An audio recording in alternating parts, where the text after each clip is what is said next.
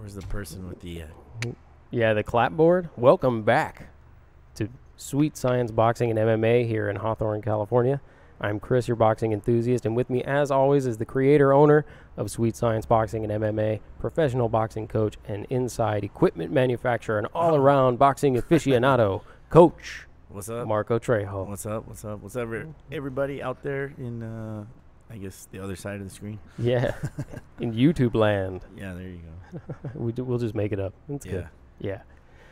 Coach, how's it going? Good, man. It's glad to be back. It's a little, it's not as hot as it has been on the past podcast, but I'm still sweating a little bit in here. Yeah, man. Well, you were doing a full-on workout before this. Yeah, I did 3 miles right before. Look at that. Right before I sat on the chair. That's why you're the coach, man. Yeah, well, I had to basically like sweat out all the beer from yesterday from the Mikey Garcia fight at Staples. Yeah, coming up will be an interesting perspective on the Mikey Garcia fight because Coach and I saw the fight, but from opposite corners of the ring. Yeah, that's true. Yeah, you were in the blue corner, right? Yeah, I was in the red corner. Yeah, that's funny because you know, if you talk to an official, you always see different things from different angles. Exactly. Actually, I remember we lost the fight one time, and I mean, it was pretty obvious that we won. But I asked the official, "What the hell happened?" He goes, "Well, you see different things from different angles, I guess, you know." So, well, yeah, we've had former USA Boxing officials or current USA Boxing officials who said something similar, which is Daniel Velez, who said that depending on the corner or the side of the ring that you're on, it can make a difference in terms of how you perceive the fight. So I think it'll be interesting for us to break it down since we were both there live. We didn't get to hear the commentary. Yeah. And you were in one corner, and I was coming from the opposite corner. So he'll be curious to see what the perspectives are on that fight. Yeah, I think we'll have different perspectives, but we'll agree that Mikey Garcia was pretty dominant. I think we will agree that Mikey Garcia is pretty dominant. What's going on, Tyler? But, yeah, I think we will agree about that. Before we get into it too much, I do want to say, for those of you who are watching the live stream last week, you could see a full explanation. I put a link in the description from me about what occurred with the audio on last week's episode. I won't get into it too much. Feel free to check out that video. At the same time, Coach and I have some clever ideas on how we're going to bring that content to you, so it is not lost. We'll get it out to you guys, I promise. So thank you for hanging in there. Appreciate it. Yeah, that was a I think a good interview, good experience for us. But I mean, it's technical difficulties happen, and you learn from them, you know. Yeah, I've definitely learned a lot from that experience. And maybe what we can do, Coach, if you don't mind, is we can do a quick recap of also some of the fights that happened last week if we have time. Yeah. That way we can talk through the whole thing. Sounds good. Always love talking boxing. And then later on in the episode, our second fantasy matchup. So last week, Coach and I did two weeks ago when Coach was here, we did the fantasy matchup between Ollie and Tyson. Yeah. And it was proposed through the comments that we do a fantasy matchup this week between James Lights Out Toney and Marvin Hagler. So that'll be coming up towards the end of the podcast. So if you guys have an opinion on James Lights Out Toney versus Marvin Hagler, please let me know. Also, let me know if you have any future fantasy matchup possibilities that you want to see. Feel free to post it in here. And also, Beat the Count is on Facebook. We are? Yeah, it's crazy. It's like we actually have a social media presence. So link is in the description. Find us on Facebook, like the page, and feel free to message us with any ideas that you guys might have for future fantasy matchups because Coach and I really get a kick out of doing this. So yeah, I think one day if we get big enough, we'll actually be able to simulate those matchups. Maybe. I mean, if they have the fighters in I know in some video games like on Fight Night, you can do simulation matches. Yeah, that's true. And I think they've got some guys on there that you know, from different eras, so that would be pretty cool. Yes, that'll be cool. That actually would be cool to have that and then commentate on that. Commentate right? on the simulation between. Well, maybe that's how we could practice our commentary skills. Yeah.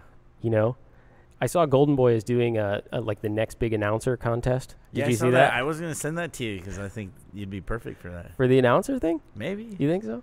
Well, is it like It's the ring announcer, or is it like the guys on the side of the ring? It's the ring announcer. So Okay. it's the replacement for Michael Buffer. Is he retiring? No, I mean, I'm not going to say the replacement for Michael Buffer. But what I mean is they're doing a contest to find the next Michael Buffer, the next generation of ring announcing. Yeah, that's okay. Well, I don't know how loud or how much your voice will carry in Do I have the voice stadium. for it? I don't know. I think you got the voice for the play-by-play or the I think you get for the ringside commentary. Yeah, ringside commentary. You guys let me know if you think I have the voice to the Golden Boys next announcer contest, the next ring announcer contest. I think you could replace what's his face? Who's that? I can't. Lampley, Kellerman? Lampley, yeah. Jim Lampley? Jim Lampley, yeah.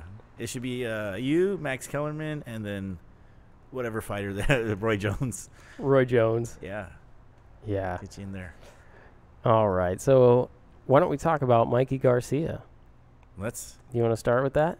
So what is your critique on Mikey Garcia's performance? And you had mentioned that it was a dominant performance.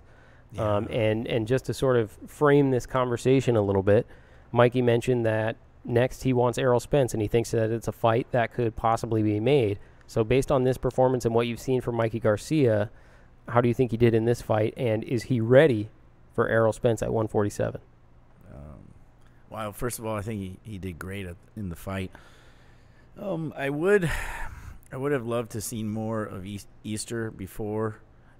Personally, I haven't seen too many of his fights. I have seen a lot of highlights and all the hype around Easter, but Mikey was really good at controlling the distance. I was super impressed from a coaching perspective. I was impressed how he would stay on the outside and then close the distance very fast, like using his jab. And then I was very impressed how he would throw a combination, finishing with a left hook and then in jab immediately after that left hook. A lot of left hooks too. Yeah, a lot of left hooks. I think that's what he dropped him with, right? He threw that straight right and then kind of overhand right and then dropped him with the left. So it was a very masterful performance. He made very few mistakes in each round. Though there was maybe one round where he was less dominant. I think somewhere around the 5th or the 7th. But for the most part, he controlled the action. He was walking Easter back, and I was just kind of in awe that he took away the main advantage of Easter, which is that reach. And Easter he's not slow, because I saw him throwing some very fast jabs, but Mikey was either all the way on the outside, and immediately he would close the gap. Yeah. So he'd close the gap, and then he using the jab, and it's difficult to use a jab against a taller guy. It really is. But once you figure out your own range, then that's when you can let your punches go. So yeah, I thought it was a really masterful performance. That's what Mikey's known for, is just solid technique. I was impressed with his footwork and balance. He very rarely gets off balance, so I think that's why he's able to really land some good power on a lot of his punches. As far as him moving up in class, 2 classes to fight Errol Spence. Well, he does have a 140-pound belt, so he's been up to 140, so it would be one class above that. So it's a big jump from 135, but he has competed at 140 at least one time. Yeah, that's tough, because when I saw him fight Lipinets, right? His body looked soft. He still dropped him. You mentioned that before, actually. Yeah, he still dropped him, but to me, his power didn't carry as much. So like in this fight, Easter is a big guy. He didn't finish him. He dropped him, but he didn't finish him. Same scenario in the Lipinets fight, where he dropped him, but I think it went decision, right? He didn't finish him, right? He didn't KO him.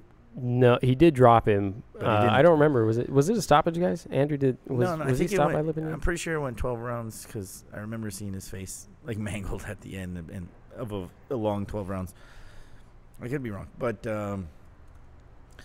so to make 135, and cut all that weight, that tells me, okay, that's your weight class, 135. Unanimous decision it was. Yeah. To make 147, where's the weight that he's cutting? You know, if you're 135, you're walking around probably at 154, maybe one. You know, to be walking around at 160 and go 135, that's a huge weight cut. Okay, so you're probably walking around at 150. You know, to get to 135. Okay. Okay, because you don't want to cut too much weight, because that means you made your training camp hard. That's a big toll on your body. You know, so for him to make 147, that means he's cutting, what, 4 or 5 pounds? You know, so that's going to take, he can box really good. I think he would be competitive. He would, you know, he's going to be relying, he'd have to fight Spence differently than he fights everybody else. I can't see Mikey Garcia walking Spence down, and I can see Errol Spence taking Mikey's best shots and then turning the tables and walking him down and then just picking him apart, really. You know, Mikey would have to be very defensive on that fight, and it depends on how well his power carries. But I don't see his power carrying into 147 when he's legitimately 135. I mean, he'd have to bulk up. He'd have to focus on creating some hurting bombs. Right? Yeah, like in Rocky. Yeah, exactly. We're gonna build you some hurting bombs. Yeah, so he'd have to maintain his weight through gaining muscle. Sometimes that makes you slower, and you can't do that with a quick camp. That's a process. That'd be like 6 months of hard training to a year, because your body's gonna change. And then a lot of, you know, boxers lift weights, but not really. You know, they lift weight maybe 10% of the time throughout their whole career in their training camps, because it slows you down. It slows you down and makes you stiff. So, anyways, I'd like to see him. I mentioned in a Facebook comment, I'd like to see him fight Lomachenko and Manny Pacquiao. Yeah. Those are 2 fights, I think. If you can beat those guys, then go and start eating at the higher weight class. Start, you know, calling those guys out. For him to call out Errol Spence, that tells me that he sees some weakness. He sees something, yeah, right? Yeah, that's what I feel like too. So my perspective from the opposite corner. So just to recap, I was sitting in the opposite corner from Coach. Coach was in the blue corner. I was in the red corner. So from that perspective, I think that firstly, Robert Easter took away the first couple rounds due to inactivity from Mikey. So Mikey was being patient, trying to find the timing. That's how he described it in the post-fight interview, and I think it was evident. So I did feel as though Mikey lost the first 2 rounds because Robert Easter was using his length and jabbing, but Mikey was just inactive. He wasn't throwing a lot of punches. And after the first round, I turned to who I was sitting with, and I said, I wouldn't be surprised if that was an Easter round. And I felt the same way after the second round, because the few things that Mikey did, you have to weigh the 1 or 2 times he threw heavy shots against a round worth of Easter's jabs and body jabs up and down and up and down. So I understand scores like the 117. 116. What was the official score on it? There were 3 different scores. There was a 116, a 117, and a 118. The 117, 118, I get that. The 116, I think, is closer than the fight actually was. From that knockdown onwards, for the most part, Mikey dominated that fight, and I think that he would, he ran away with it more or less. So the judges agreed with you that Easter got, 2 rounds, 3 rounds?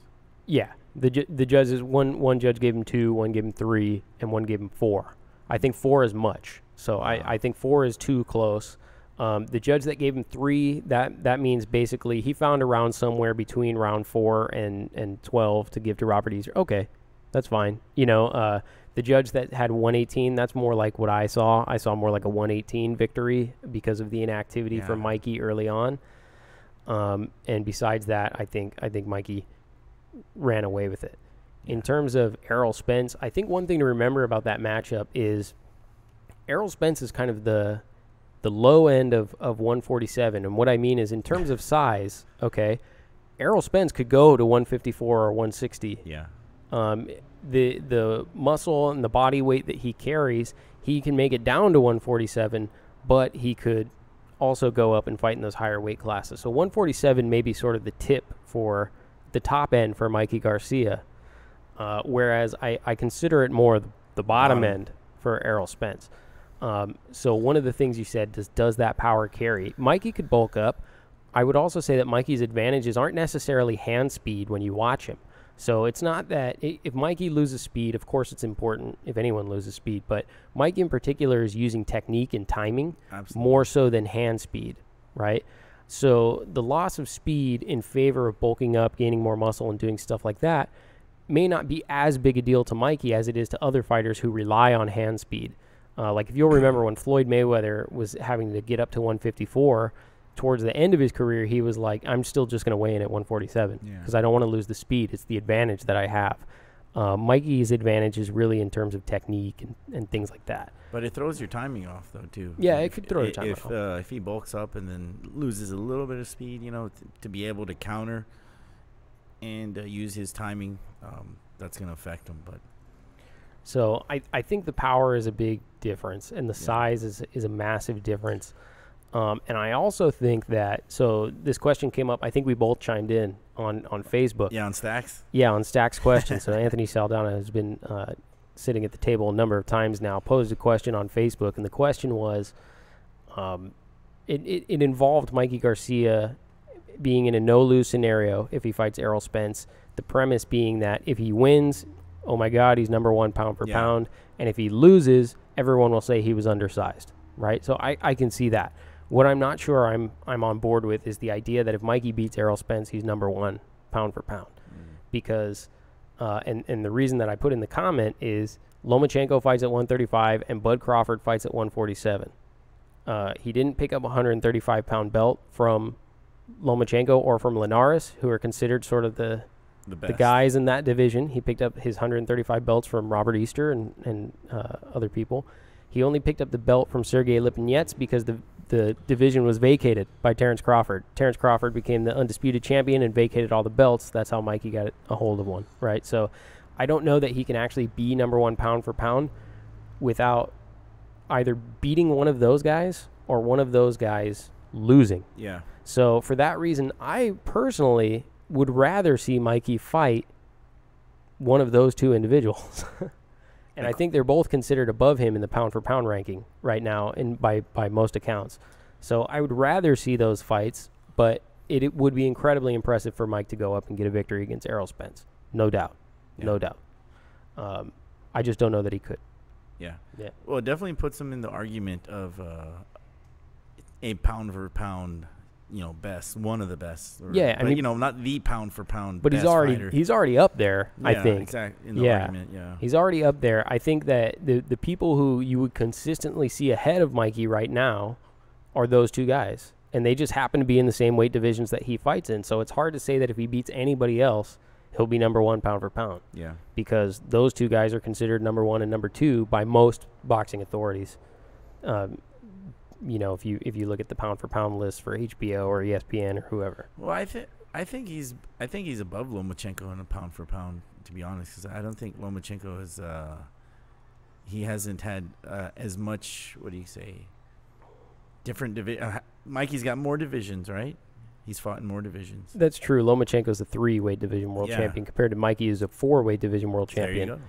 Mikey also has considerably more professional fights than Vasily Lomachenko does. Lomachenko only has 12, and he also took his belt from Jorge Linares, not from Robert Easter Jr. So I think there is some discrepancy there. He also beat Guillermo Rigondeaux, right? So he's fighting people who are considered other pound for pound greats. Well, that's why I think it'd be beneficial for Mikey to stay at 135 and get Lomachenko to come up, fight him. I think that's a great idea. Why not? There's two more belts in that division: Lomachenko and Ray Beltran, right? Lomachenko can pick up that belt off of Ray Beltran, and somebody can unify the division. I think that's a great plan, but I also can see the appeal of going up and fighting Errol Spence. Well, the other thing is if he goes up to fight Spence, I fear my fear is that he's going to bulk up, he's going to get kind of big, and then it's going to make it difficult for him to get back down to 135.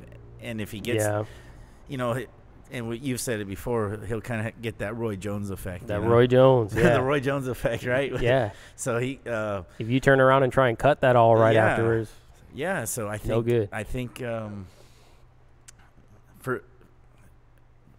for legacy's sake, I think a Lomachenko fight would be better, Because Lomachenko, if he's considered pound for pound, right? One of the pound for pound, right? Yes. We're talking these 3 guys pound for pound. These 3 guys are in the top pound for pound, basically. So same thing. Fighting a Lomachenko is a win-win. There's no losing in that, because he could still go back up and say, well, you know what? I fought the best guy. I'm done making weight here. Let me move up. Let me work at 140 or let me work at 147, and he could still fight Spence and any of those guys if he wants to. Like, losing to Lomachenko is not that. What's the word? Losing to Lomachenko would probably be, I guess, less significant than losing to Spence, right? Less damage I don't know how to explain it, but let me ask you this. That's if he loses to Lomachenko. Who does he have a better chance at beating? Does he have a better chance of beating Errol Spence Jr. or Vasily Lomachenko? I think he has a better chance of beating Loma. It seems like it, right? He has a tremendous size advantage. We've seen Loma get floored by somebody else with power in that division. And I believe he's more patient. I think he's a better fighter than Linares. Yeah, definitely. He's definitely a better fighter than Linares. I think he will give. I think it will give Lomachenko problems. So yeah. Yeah, and I think generally speaking, I believe that Bud Crawford is considered above the rankings compared to Errol Spence Jr. So Bud is considered like the main welterweight right now. I'd stay away from that guy. Yeah. Oh, he's a scary guy. Yeah. Just the way he's very. I don't know. It's just the way he fights is. He can pick anybody apart. Punches agrees with you, by the way. He says that Mikey is for sure above Loma in hands down. There you go. I'm not so sure, but that's okay. Speaking of scary guys, though, we also got to see Luis Ortiz last night. Yeah, that was awesome. Kong. King Kong, man. Yeah, and he lived up to that name, King Kong. He was the fan. It was nice to see how receptive the fans were. They really loved him here in L.A. Yeah, I do too. I'm a huge fan of Luis Ortiz. Yeah, I like to, like I was telling you earlier that, it's great. I think it was good for him to win because he stays relevant within the, Dillian Whyte, Anthony Joshua, or all Wilder. the heavyweight. Yeah, he stays relevant in that mix. Big Baby, all those guys, right? And what, from a fan's perspective, what would be nice is to get into kind of that golden era of boxing where kind of like when we had Leonard and Hearns and Duran and Hagler and those guys all fighting each other. I'm not sure if we had anything like that with heavyweights ever. Maybe. I would say Ali, Foreman, Frazier. Yeah, those guys. Go. Yeah. Well, I mean, that was a long time ago. It'd be nice to see something like that again, especially in the heavyweights. I mean, those four guys could fight each other all day long, and everybody would be happy. So. Yeah, they all make for some entertaining fights for sure. I think they all match up good. They all match up really. And I think Luis Ortiz is a tough task for any one of those individuals. Yeah. Well, he fought so well against Wilder, and then he basically had him out of there. Yeah. Save for the referee. It's the closest you could come to winning a title. Yeah, I mean, so close. But I'm not sure if he punched himself out in that one round, and then plus the ref gave him like an extra 10, 15, 20 seconds. I don't know how significant those things were, but I would love to see him fight Anthony Joshua because I think he's technically sound. He's like, for me, he's like a Mikey Garcia of heavyweights, where he's very technically sound, and he's a thinker, Yeah, I mean, it's going to be hard to figure out where he's going to go because if you look, Anthony Joshua has his next 2 dates planned out. Obviously, his next fight is going to be against Povetkin. Presumably after that, he'll be fighting Deontay Wilder. Deontay Wilder is probably going, I believe Dominic Breazeale is his mandatory, or Dillian Whyte coming off a win now. So Dillian Whyte, who picked up a win over Joseph Parker last night by almost stopped in the closing moments, though. I would say he eked out a win. Dillian Whyte did. Okay. A close unanimous decision, but that puts him in the conversation for Deontay Wilder. So Luis Ortiz is kind of a man without a plan right now, it looks like, in the heavyweight division, which is unfortunate because I think he's dangerous. Yeah, well, what'd you think of the fight? What was your assessment on how he came out? Ortiz? Yeah. I think that, and no disrespect to Kojanu, I think that's exactly what Ortiz needed to do to that opponent, right? Like Luis Ortiz coming off of the very close title loss, aging. He's has something to prove that he still belongs in the scene, and I think he did exactly what he was supposed to do against an opponent of that caliber. They're just not the same level of fighter. Those two. Guy was huge though. Yeah, but huge. Yeah, I don't mean it. Yeah, huge doesn't mean it. So like, I think that's exactly what he was supposed to do against a fighter that was that caliber. He tried to step around the outside, use his jab a lot, and then it was just a straight, some straight shots that put him down. Want to hear something funny? I saw Charles Bosecker, who was a guest on our podcast. Yeah, I remember Charles. I actually sent him a message the other day. Yeah, and he was backstage in the locker room with Ortiz's opponent before the fight. He said the guy threw up. The moment, man. The moment gets to everybody. Yeah. Remember the moment? And I was like, man, big stage, probably the biggest stage he's ever been on. So for sure, that didn't surprise me. I mean, he was a former title challenger. I don't remember. I don't know who he fought for a title against, but he did fight for a heavyweight title at one point. Yeah, but absolutely, Ortiz was many levels above his opponent. But he didn't. That was a great statement for him. Great statement, and it doesn't put a lot of miles on it. At that age, you don't want to be in one of those drag-out sort of heavyweight battles. You don't want, wars. So it's like it didn't put a lot of miles on him, and it showed everybody that he still means business. Yeah, exactly the right move. But I was very impressed with his speed for a man that size. He moves, he throws the punches fast. I was very impressed with his size. But yeah, I mean, like I said, I hope, so I think, what's the guy who interviewed him after? I forget what his name is, but Jim Gray? Yeah, Jim Gray from Showtime. He said that puts him somewhere around number 4, like ranked 4. He came in ranked number 4. Okay, so maybe he stays there, or he moves up. I think he deserves a title shot. That's my thing, man. Everybody wants to see the rematch, right? Like, I want to see the rematch. Don't you? I want to see the rematch.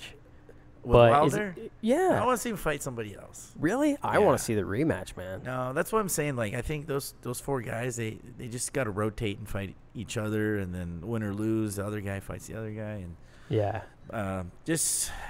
and then if they win, then rematch. If he comes back and gets the belt, then rematch Wilder. But it was such an entertaining and close fight in so many ways that I would love to watch it again, especially given that we can't watch Deontay Wilder and Anthony Joshua right now.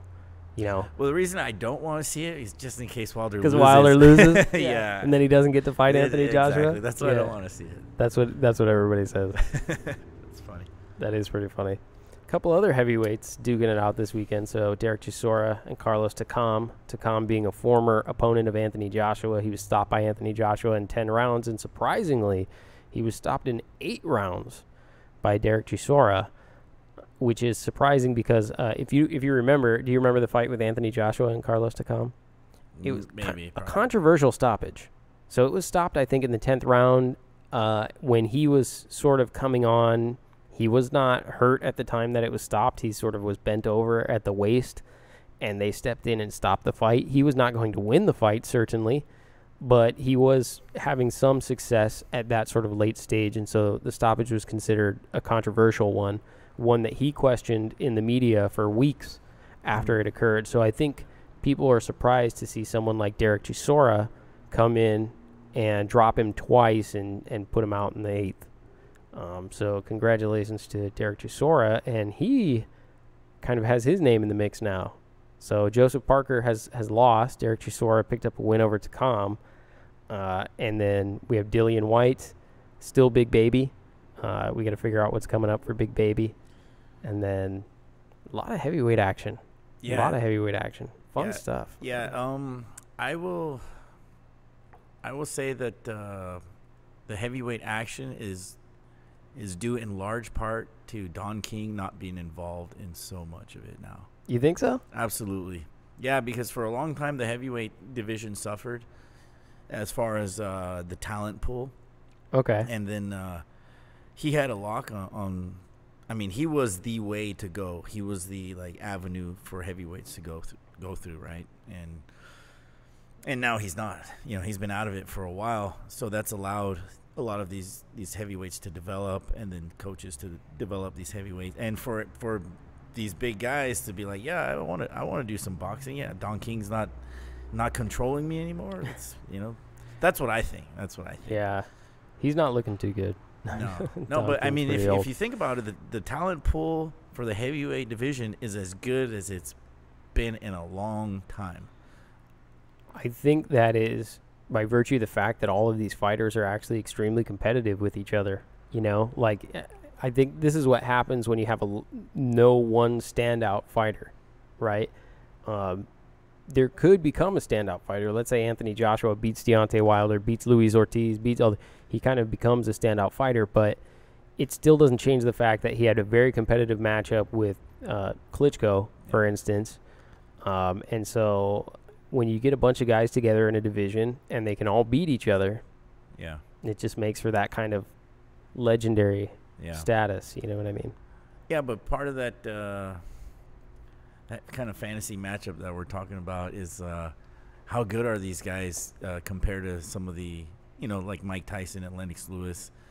If they're highly competitive against each other right now, would they stand out against those guys, or the competition back then? That's something interesting to think about, It is, and I think a few shows ago I was saying that's the difference in boxing memory between people who are considered like the biggest names in boxing is the fact that they were competitive with a bunch of other guys in the division. Whenever you have one person who's just a standout above everyone else, he tends to not be remembered as favorably by boxing as people who had to compete against like-minded or against people of comparable skills, and so when you have someone like Floyd Mayweather who just beats everyone, it's not looked upon as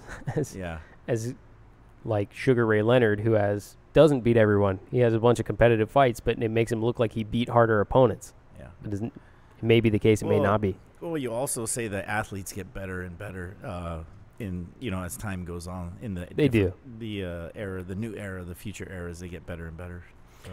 And I think that's just by virtue of the fact that training techniques become refined. We know how to focus on specific muscle groups. We know more about medicine. We know more about healing.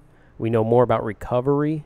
And so athletes can work their craft in ways that they weren't able to before. Now, to be clear, that doesn't mean, and this will probably come up in our fantasy matchup, that doesn't mean that they're harder individuals. Like when you think of the athletes from before, we're talking about guys who had to fight 15 rounds in over 100-degree weather in the middle of the night. You know what I mean? Like those are some hard individuals. Yeah.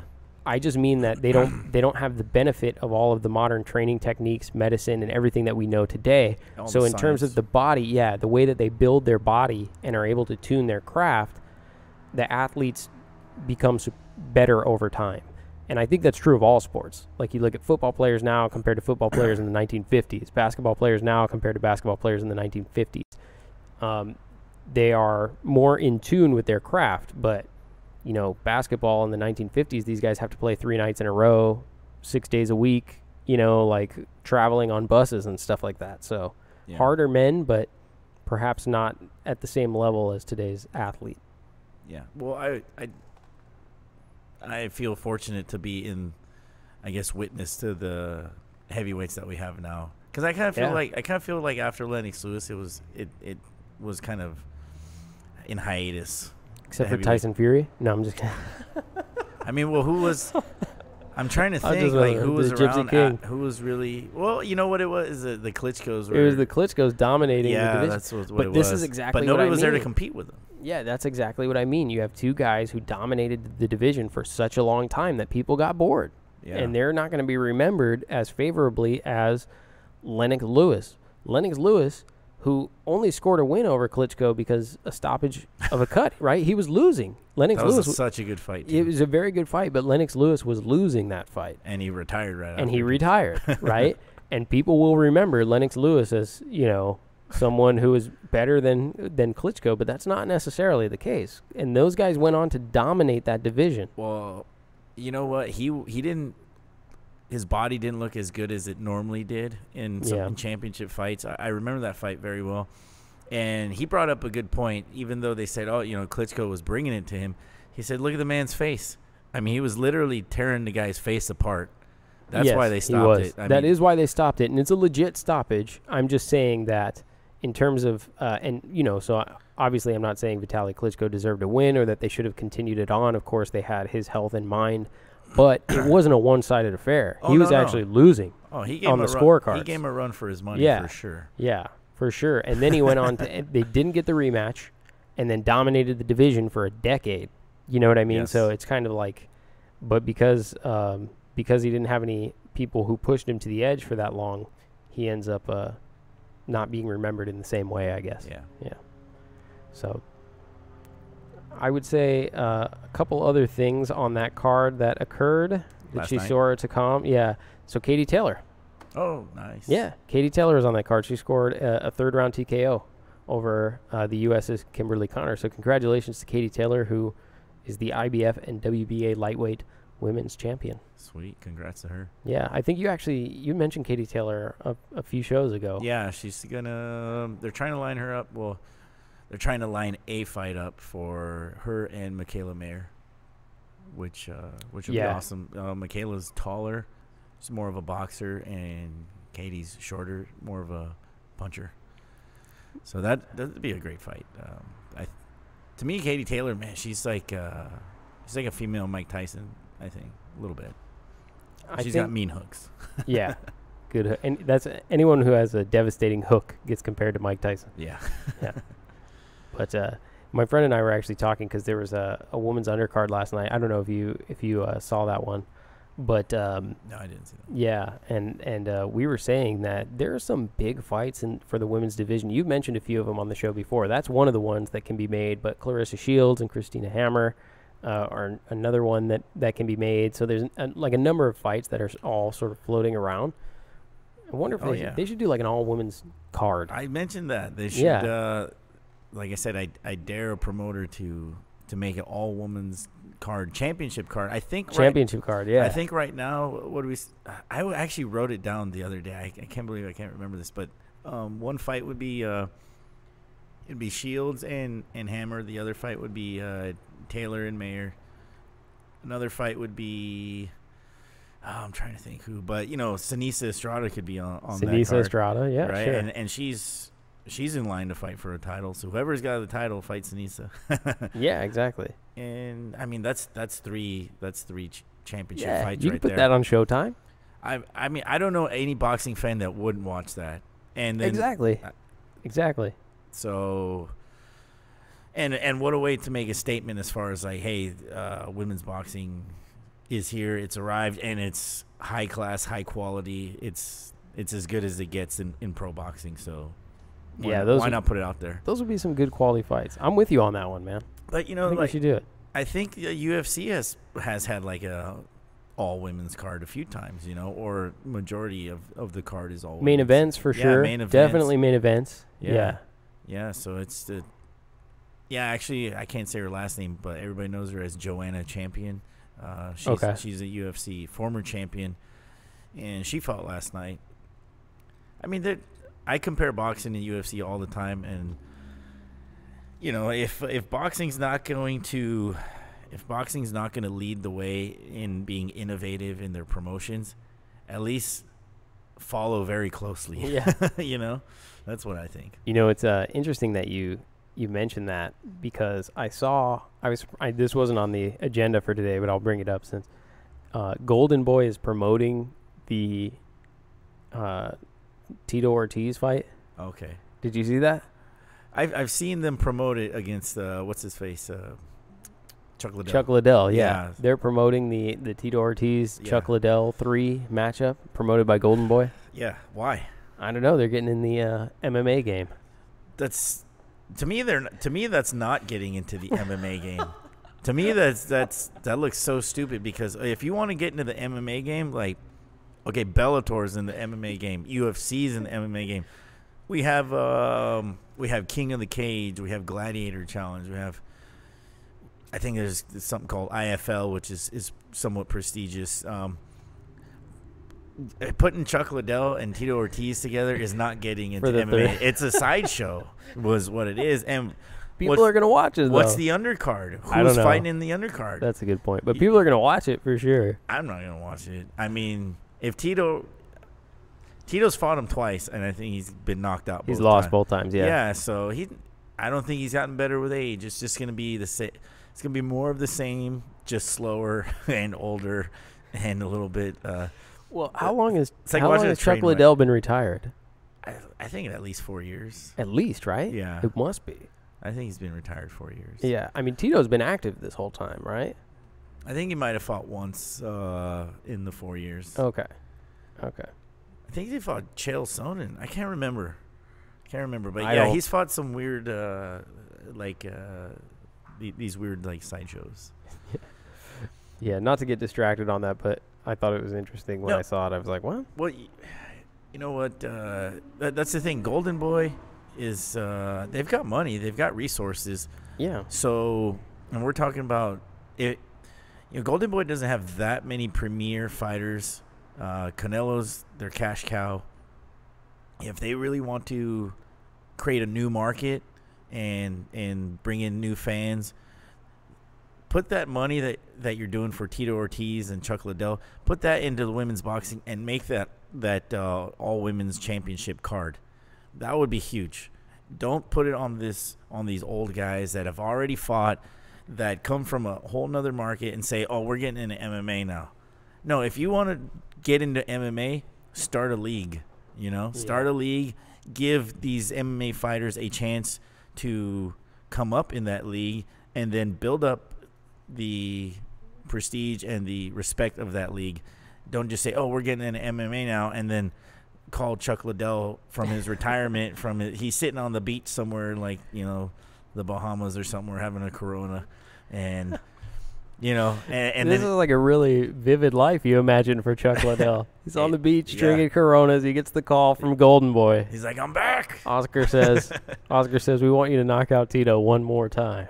No, but it's just like, come on, Oscar. He's to me, that's just too far skewed from what they need to be doing. I talked to a lot of matchmakers and managers and stuff, and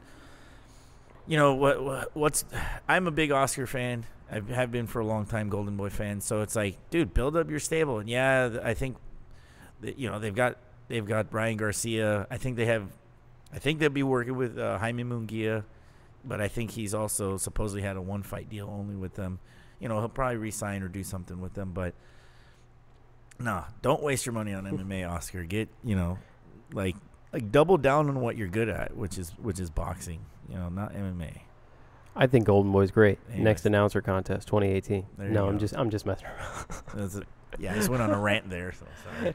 No, I'm just messing around. But you did mention Jaime Munguia, and I said at the top of the show I wanted to do a quick recap of the stuff that happened last week. Due to the audio stuff, again, we will bring you the interview from last week in different and creative ways that Coach and I are working on. But because we may not get to that within the next few days, why don't we recap some of what happened last week? So Jaime Munguia scores a unanimous decision over Liam Smith in what many, I think, expected to be a demolition of Liam Smith. But it was not. Liam Smith was a very game opponent. He certainly lost, but he did expose some weaknesses, I think, in Jaime Munguia, an ability to be hit that I don't think would benefit him if he were in against opponents such as Jarrett Hurd and other top titleists, or I should say, in that division. Did you get a chance to check that one out? Did you see that one, the highlights? Yeah, I saw the highlights, and that's pretty much my assessment as well. I mean, Liam Smith is tough. I think people kind of discredit him a little bit from the Canelo fight. True. But he's got a lot of fights. He's a UK fighter. Those guys are tough as nails, and he's experienced. So I'm not surprised that he made the fight tough for Munguia. And Munguia is he's young and he's strong, but he's not as polished as as some of the other guys. Yeah, and Smith coming out after that fight saying that Canelo was a superior fighter and one who hits harder, essentially saying that Munguia is not ready for that level of competition at this time, which looks like it might be the case based on that fight. Yeah. And then, of course, the World Boxing Super Series final. Usyk versus Gassiev in the cruiserweight division, which was a shutout, surprisingly. It was a straight-up shutout. Yeah, man. How was that? It was Usyk just putting on a clinic for the better part of 12 rounds. That was a sweet trophy he was holding up, though. That was Did you see that? The Muhammad Ali trophy. Is that what that was? That's what they award you for winning the World Boxing Super Series, and he became now the second undisputed world champion in boxing today. Yeah, it was nice to see all those belts around him and then him holding up that trophy. I thought we need, if boxing can create more of that, that'd be great. Yeah, I think I was surprised because it was sort of billed as something, and I for some reason on this one I bought into the hype of these two fighters creating a very competitive, bang 'em up kind of fight, and it just wasn't that. It was Usyk really just using boxing angles and looking very much like Lomachenko in terms of the way he was using his hands and the angles and hooks, and really just pitching like a 119 victory. Like, it was surprisingly one-sided, even for me. Not that I have the greatest amount of exposure to these fighters, given that they fight on Sky Sport and stuff. Yeah. So where does he go from here? At you said cruiser, right? Yeah. So the talk is Tony Bellew. Tony Bellew has said there are 3 fights that would keep him from retiring. One of them is Usyk, and he is employing or encouraging Eddie Hearn to try and make that happen because he wants to fight with Usyk. The other 2 fights, of course, being Andre Ward and Tyson Fury. Oh wow! Yep. So looking for one of those fights. I hope he fights all 3 of them. Can he fight all 3? Can he fight all 3 of them? I actually like Tony. I think he puts his money where his mouth is, and he backs it up. I mean, granted, he's the last fight was the what's his face was kind of old and broken already. Yeah, but I mean, yeah, he retired. Yeah, but I think Tony can bang. David Hay, of course. Yeah, David Hay. Tony can bang. So he's cagey. He's a smart boxer. I think he could. If he wins, does he get all those belts?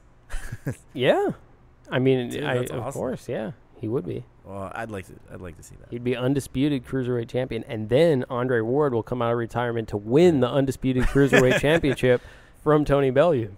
Yeah, probably. What do you think about that? Probably. Yeah, that's my fantasy lineup. So Tony Bellew wins the Usyk. I mean, I suppose Andre Ward could come out of retirement and just pick up the belts off Usyk. Yeah. Depends. You know what? Depends how good the movement is from Usyk. I know that he fights that Ukrainian style with lots of angles and Andre likes to take his time off. And then he did have a little bit of trouble with Kovalov in the first one, at least. So maybe Usyk could give him some trouble. But that fight makes more sense, and I think that fight is more possible than Bellew fighting, because I think Usyk wouldn't mind fighting Andre Ward. Maybe less dangerous. Yeah, I think less punching power and smaller guy coming up in weight. Yeah, so I think it's more possible. But I think for Ward, and the other reason is because Ward didn't he mention heavyweight, so that's on the path. It'd be a stepping stone. Yeah, exactly. Yeah, it'd be a big stepping stone. Being the undisputed cruiserweight. If Andre Ward won the undisputed cruiserweight champion, I think he could. Let's make it happen. I hope so. I'm getting my hopes up now. What do you guys think? Andre Ward versus Usyk. Who takes it down? Let me know in the comments. Or send me a message on Facebook. I'm curious. But that's such a good position for Usyk to be in for, he could. They're all good options. Yeah, they're good options for sure. And I think that's something that is enough to coax Andre Ward out of retirement. Andre Ward, of course, being seen to stay active in training as the host of The Contender. It was said that he sparred all of the contenders, contestants. Yeah, he has sparred with all of the contestants of The Contender. Lucky for him. And obviously has been seen in training since retirement. So he's still very much active at the gym, is the impression I get from articles and social media accounts, things like that. But I think this is something, the lure of the undisputed championship in a weight division that you are on the cusp of might be enough to get you to step in there. Yeah. So let's see it.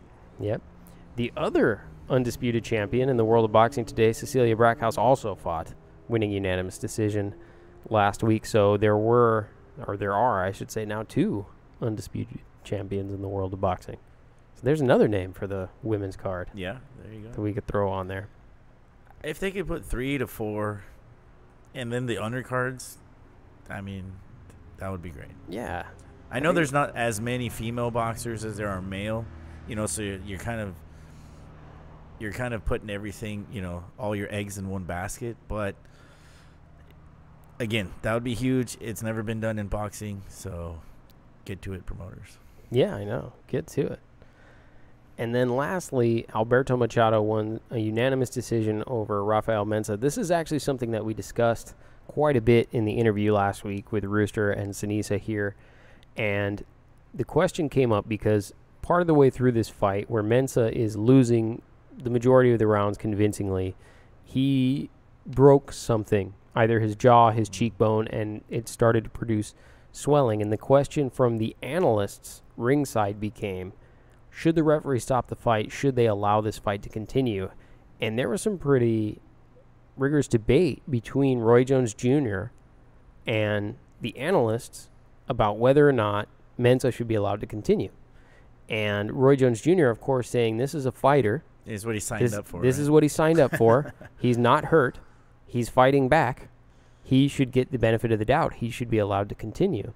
And the referee has no right to stop that fight unless he is unable to defend himself, or if he's dropped or something of that nature. But at the current state, it should not be stopped.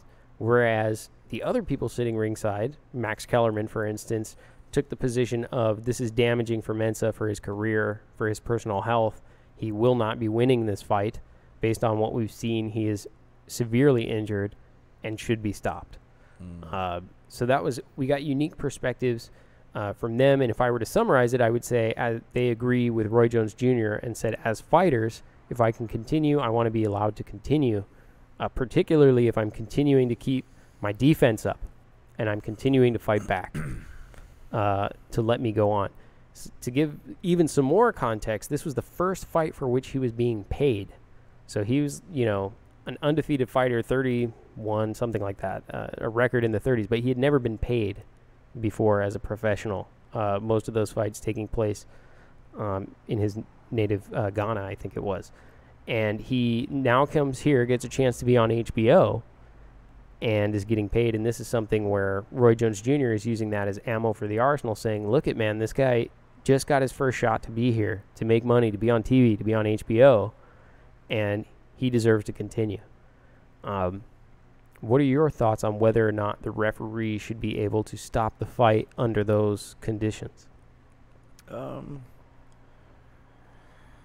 Well, I think you've asked this before on another fight, but sometimes. Yeah. It depends on how damaged a fighter looks.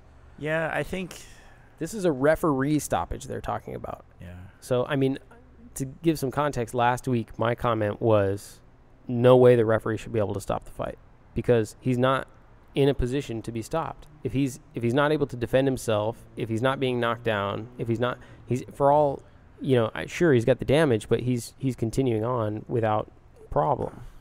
So at what point is Toney Weeks supposed to stop it? Yeah. Like where does he jump in? Now, if you ask me if the corner should stop it, absolutely. Well, I think the decision should lie with more of the corner, the coach, the chief second, and the doctor.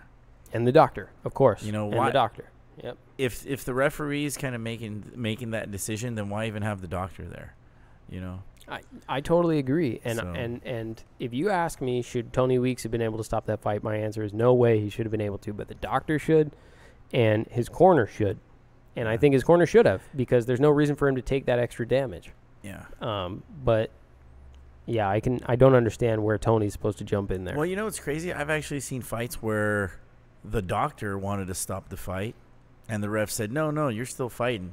and the guy came back. I didn't even know that was allowed. Yeah, I've seen some crazy stuff like that, man. So I mean, I've seen so much boxing where pretty much everything has happened, but I kind of feel if the guy's jaw's broken, I mean, they should be allowed to look at the scorecards. Ooh, the one. Interesting. Yeah. Okay. I think I see where you're going with that. To basically decide, is it worth it or not?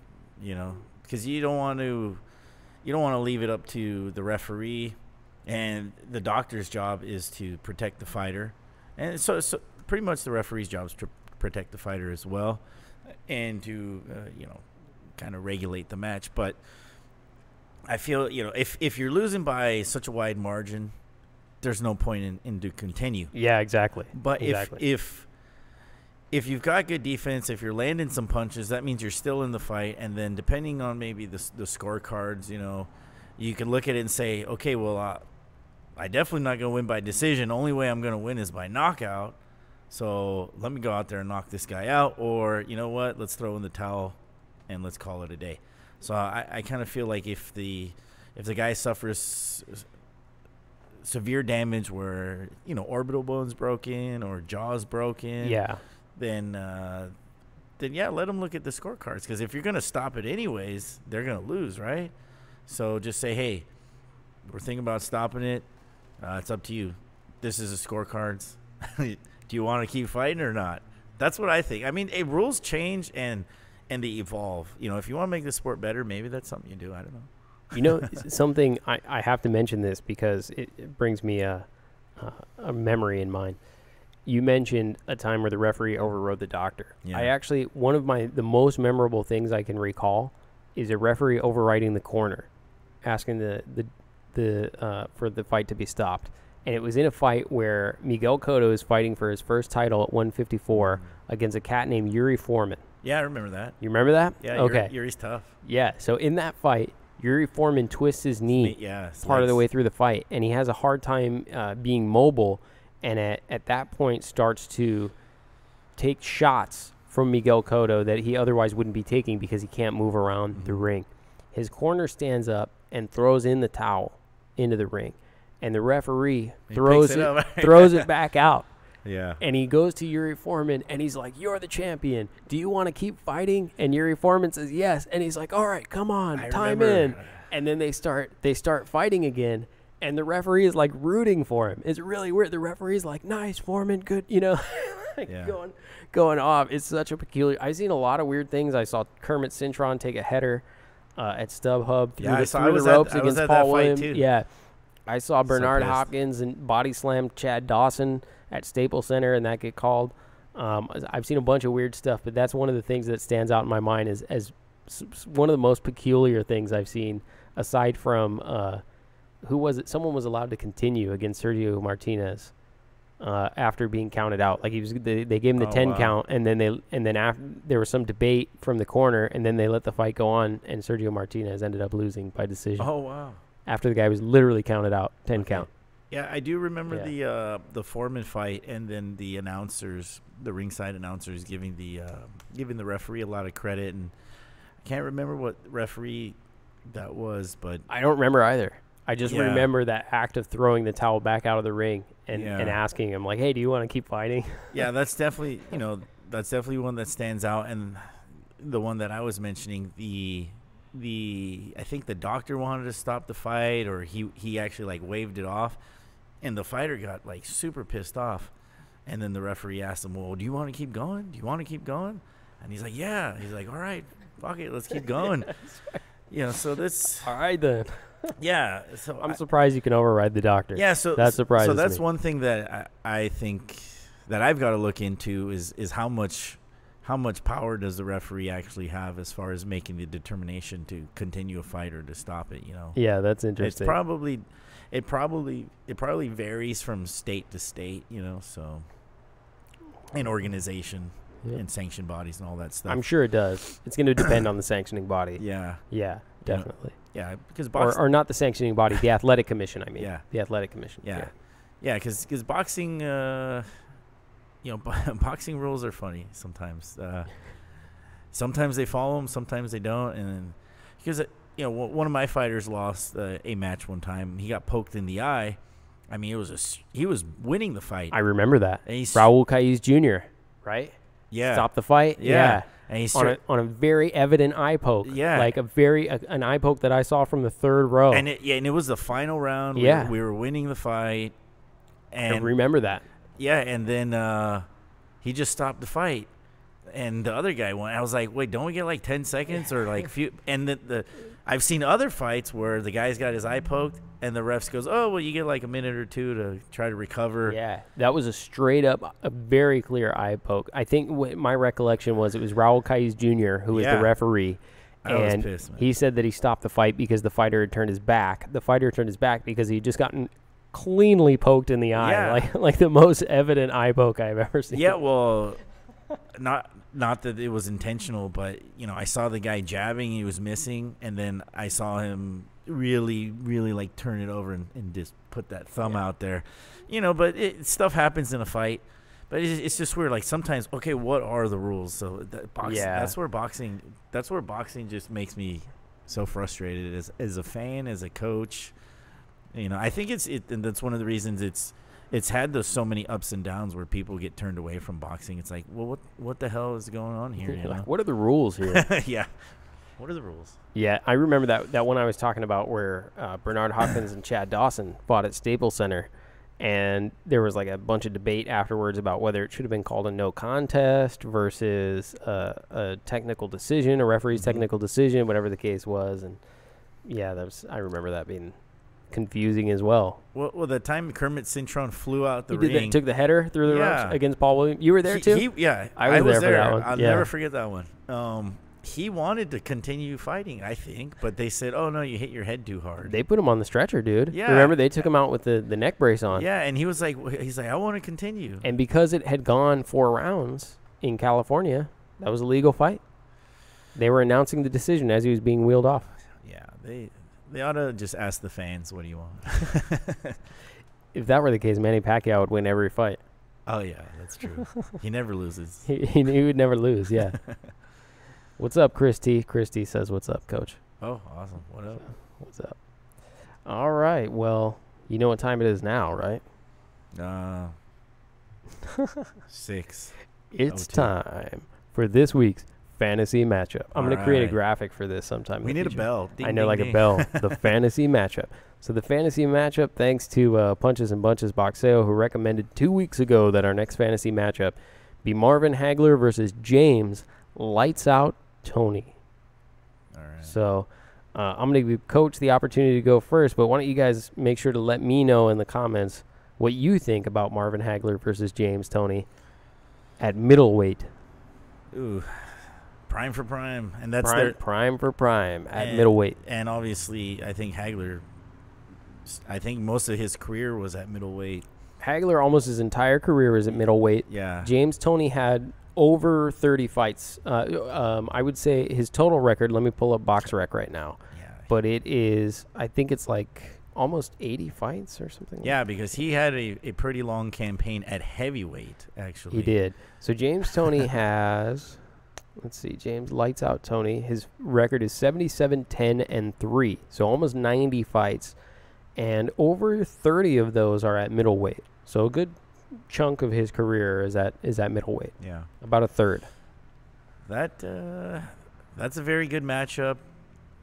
Marvin Hagler's known for having a solid chin, but James Toney also has a solid chin. He's also a very slick boxer. He's slick. Okay. He uses that shoulder roll a lot, and he's very, very experienced. He's very experienced. If you can take James Toney with all of those 80, 90 fights that he had and compress them down, and let's say he takes all that experience from those 80 to 90 fights, and now he's a middleweight again. Yeah, now he's back. He's back at middleweight. Yeah, and you take in, Marvin Hagler's resume and his career, all of that experience. I think it goes to a decision for Hagler.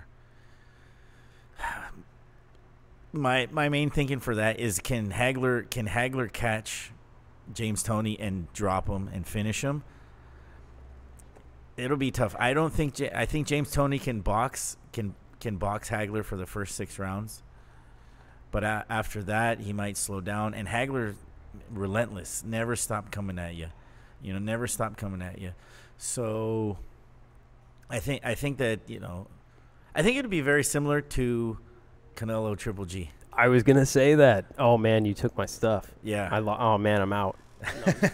I'm done. It would be very similar to that.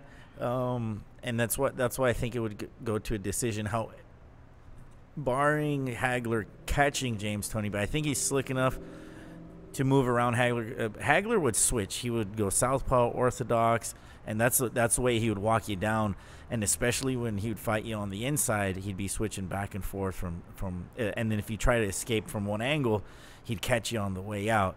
But James Toney, man, one of the smartest heavyweights. When he fought heavyweight, he used all that slickness that he gained when he was in the lighter weights to outbox all these heavyweights. I mean, he was a real heavyweight, had this big belly, but he moves so good as far as hiding behind his shoulder.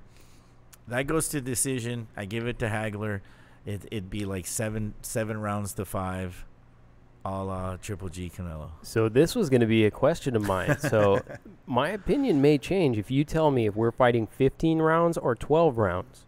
And I think that's going to be, and let me explain why.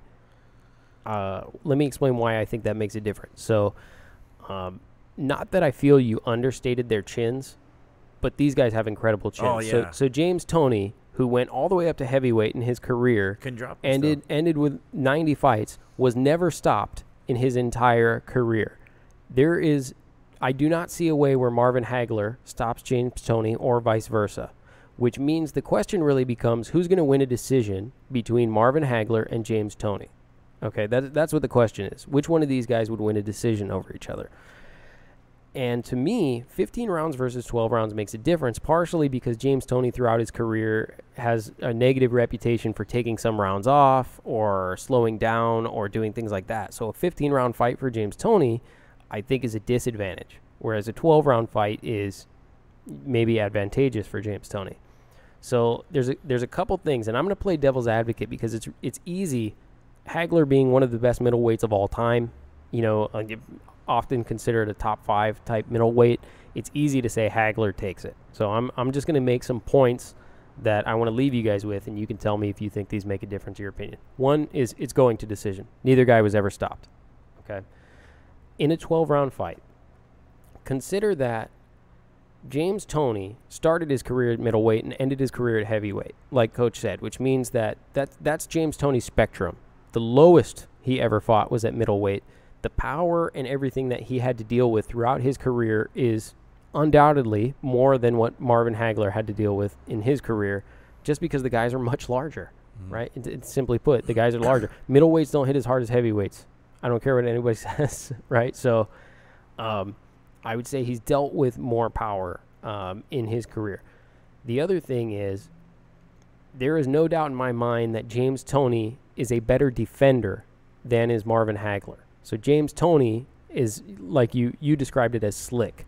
And to me what that means is he's got some defense. He's got some good moves, right? Yeah. It's not, and I think that I can see a world where James Toney walks away with early rounds against Hagler while he's still not tired. He's not taking rounds off. Exactly. Using that slickness, right? Using some of that. And so I can see a world, not unlike Canelo and Triple G, where James Toney is taking 3 rounds out of the first 4 because he's not tired, he's slick, he can take the power, he can do all that, right? So the question then becomes, if we're talking about a 12-round fight, and I just said, well, James Toney's going to win 3 straight off the bat, then we're talking about, Marvin Hagler having to win 7 out of the next 9 in order to pull off a decision against James Toney, because my opinion is it goes to decision. So it is not unlike Canelo and Triple G, and when you consider those things, the matchup might be a little bit closer than you would expect, given that Marvin Hagler is an all-time middleweight. it's possible that James Toney can score enough rounds to walk away with it in a 12-round fight. In 15 rounds, I think he tires out. Marvin takes it.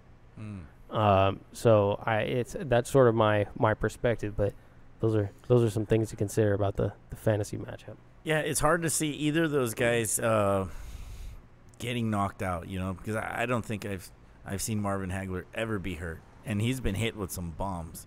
The other thing is that he walks through bombs. He just keeps going forward. So I think that he would be able to cut off the ring and cut off those angles for James Toney and continue to walk forward, even getting hit. I mean, that's a really good fantasy matchup.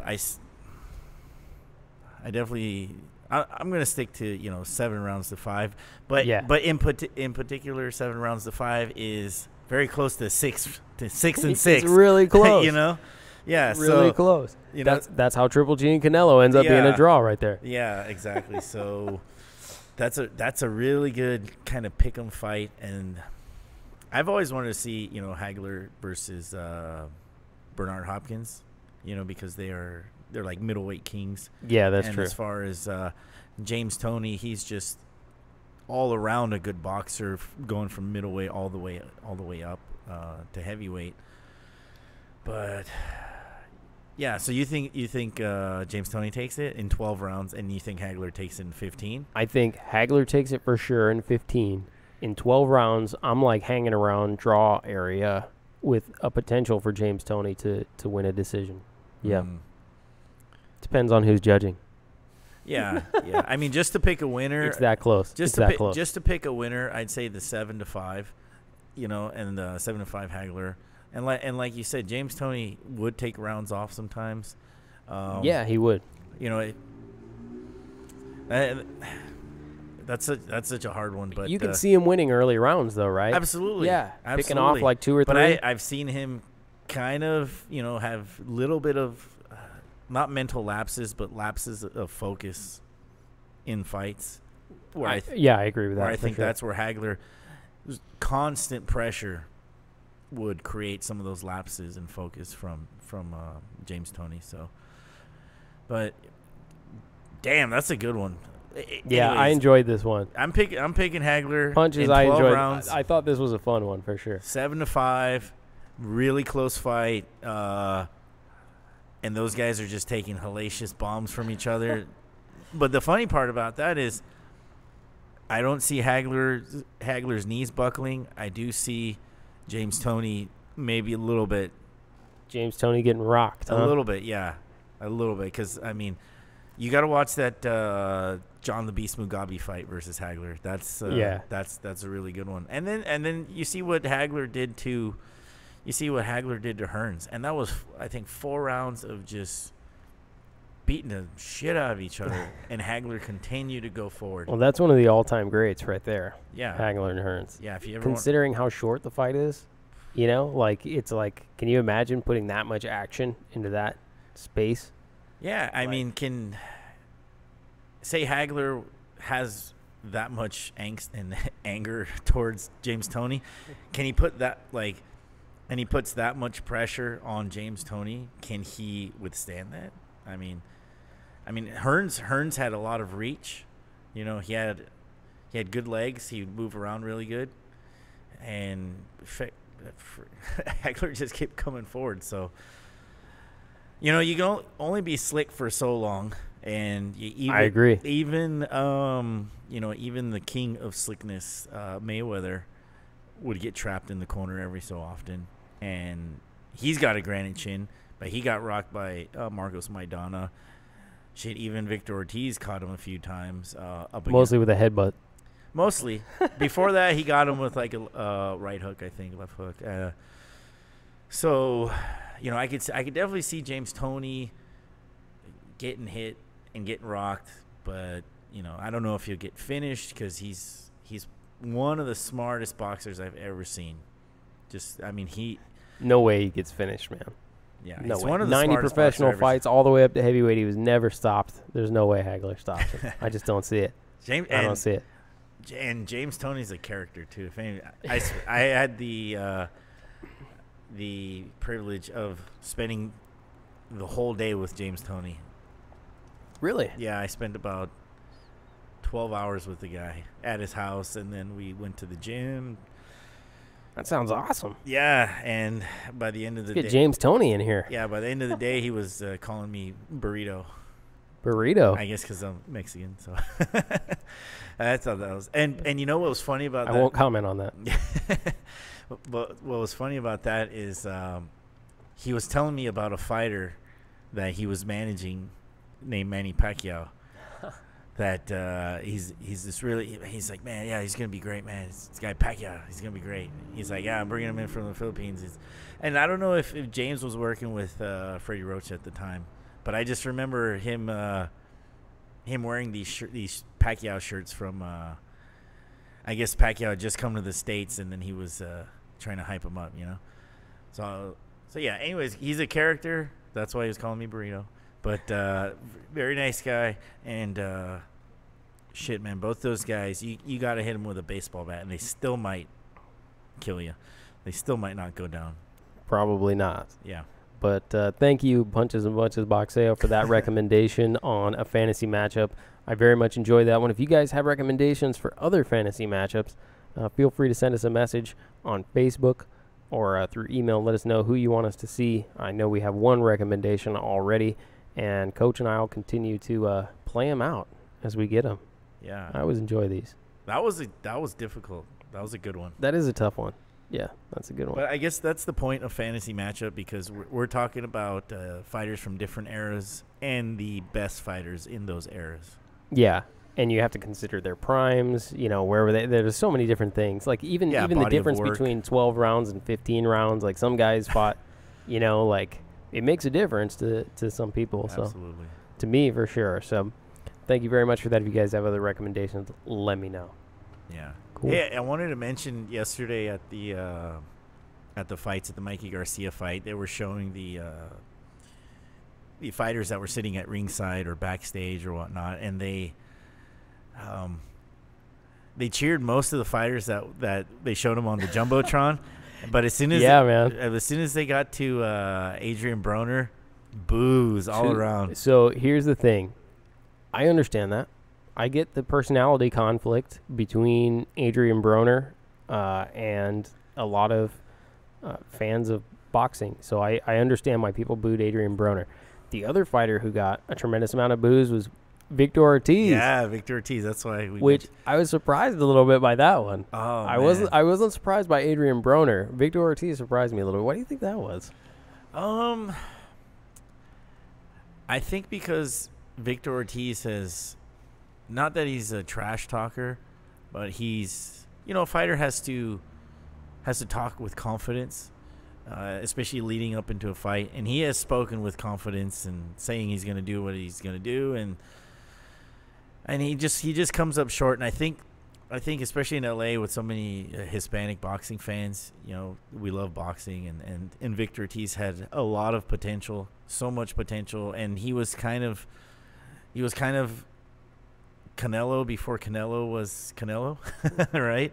Like he was, you know, he was Golden Boy's guy. Exactly. For a minute there, leading up to that Mayweather fight, it was like, this dude's the future. Yeah, exactly. And I think that, and even that Mayweather fight, it's like, okay, if he lost to Mayweather legitimately with trying, I mean, it looked like he was putting some shots together, even though he was getting tagged.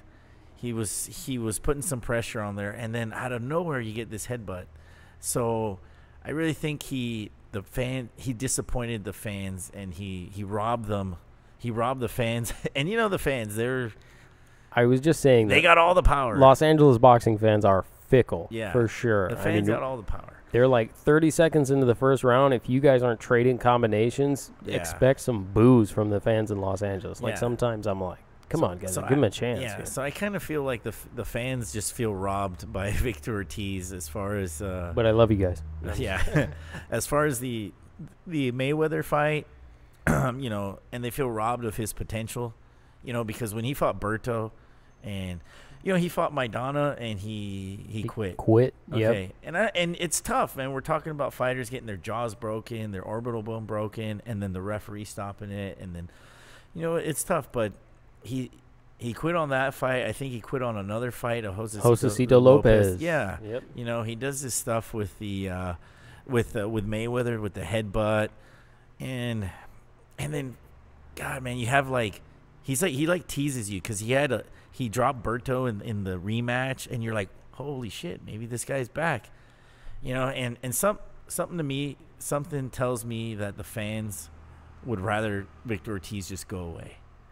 And I feel that Victor Ortiz should just go away at to his benefit, because I don't know that he's going to get better, and I don't think fans are going to. I mean, he needs the resurrection of resurrections to even be back in the good graces of the fans, And I don't think it's ever going to happen, so that's why he gets booed. I think that's what the Alexander fight was supposed to be for him. That just happened a few months ago. Like, whichever guy was able to win that fight should be able to continue on and be. He fought well.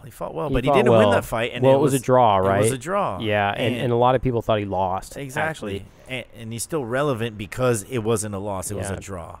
But I think, to me, I suspect that it has something to do with him having the reputation of being a quitter. Yeah. And that's because over time, boxing fans have seen, like you mentioned, the Maidana fight. They saw it in the Josecito Lopez fight, which was actually just supposed to be a stepping stone to Canelo. And it turned out Josecito Lopez got to fight Canelo after that as a result. Small guy. Yeah, extremely small guy. But Josecito Lopez ended up fighting Canelo. They saw it in the Mayweather fight with showing frustration from the inexperience and from the headbutts and all that ridiculousness that he was doing, and then proceeding to get knocked out, and then being extremely critical of Mayweather in terms of how hard he can hit and things like that after the fact, and saying, like, going on TV and quoting, saying Mayweather can't crack an egg, he can't hit. And so I think he just built a reputation of being a quitter, which doesn't go over well in a place like Los Angeles, where there are so many warriors. Yeah. You know what I mean? I mean, we've had the fights at StubHub, the fights at they're Staple. Just all-out wars. You watch guys lay it on the line out here all the time. You're Leo Santa Cruz, Abner Mares, What's a guy, Vargas? What's his? I can't remember his first name, but they call Vargas. I can't remember his nickname. Which one? There's a bunch. Oh, no. Well, anyways. I can't remember. Not Fernando Vargas, the very recent guy. He just lost.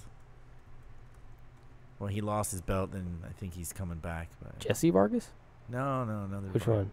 I'm not sure which Vargas you're never talking mind. about. But he's had some wars, too. He's had, 2 fights of the year already. But that's what I mean. So there's just this culture, or this expectation that, we've got warriors out here. That's what it is. And so I think when you're branded as a quitter, the fans are not as, whether or not that's what he is. I'm not saying he is one.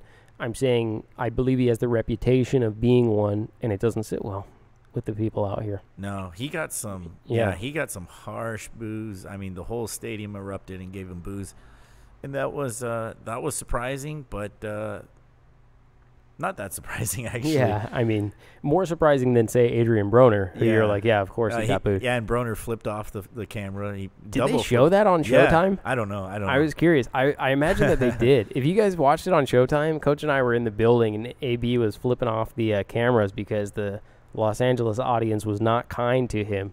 I was curious if they actually showed that on the broadcast or what. I'm sure they did. They had to.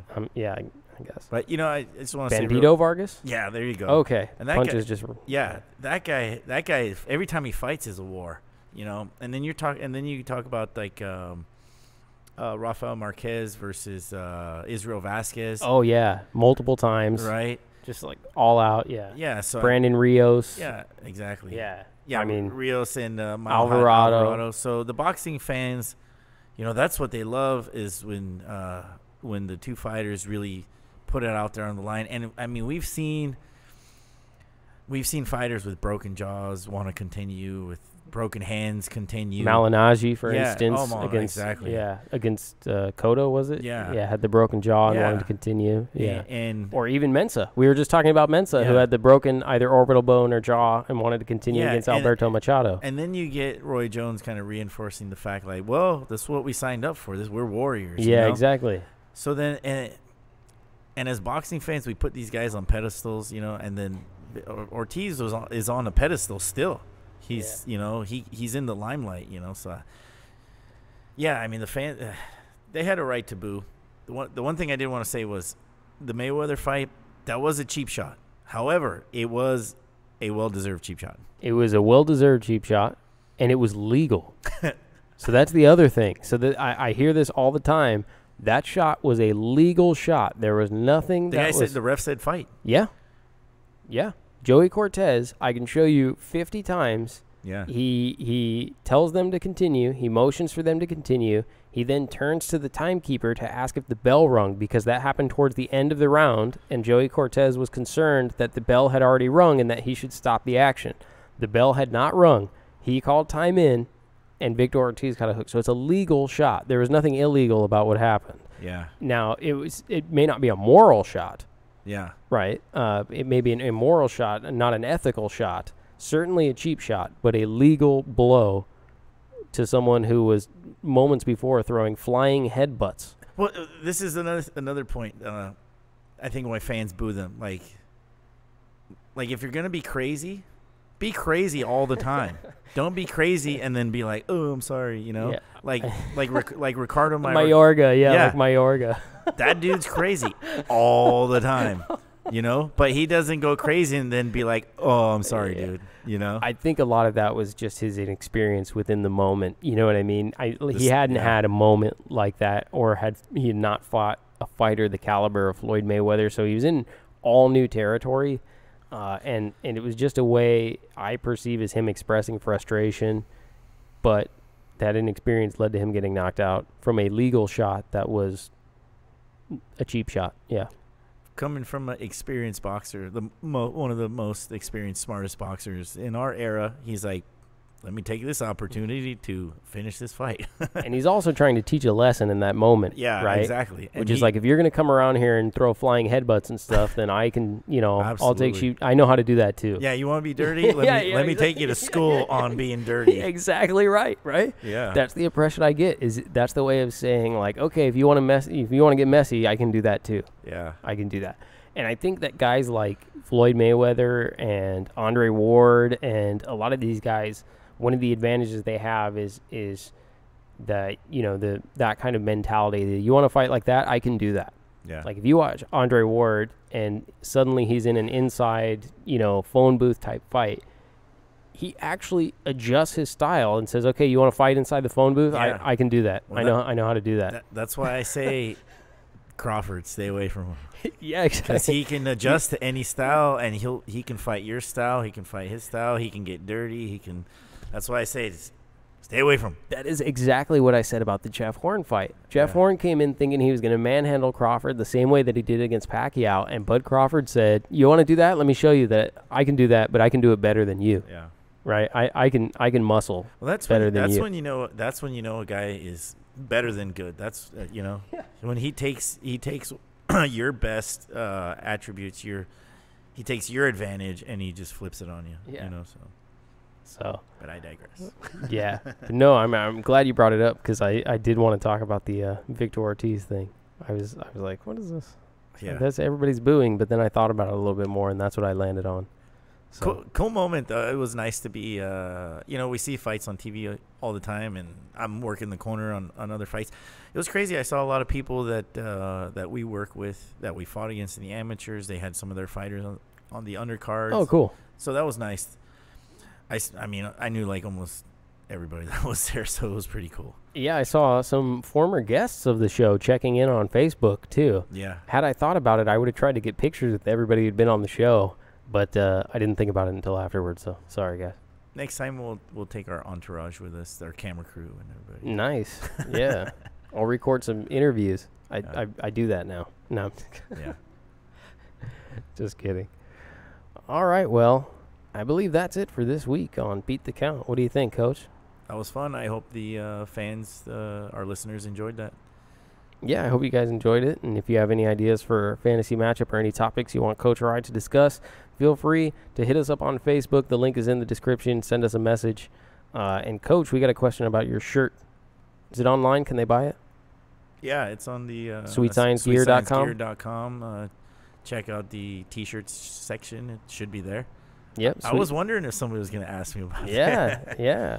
That's so sweetsciencegear.com. Yeah, the shirt is called the Shadow Boxer because there's a little boxer shadow in there. Because it's got a shadow boxer on it. Yeah, exactly. Yeah, exactly. So, self-explanatory. For all your equipment needs, sweetsciencegear.com. Absolutely. Right? Yeah. All right, cool. All right, guys, that's it for this week. We'll see you next week. Signing off. All right, peace. Peace.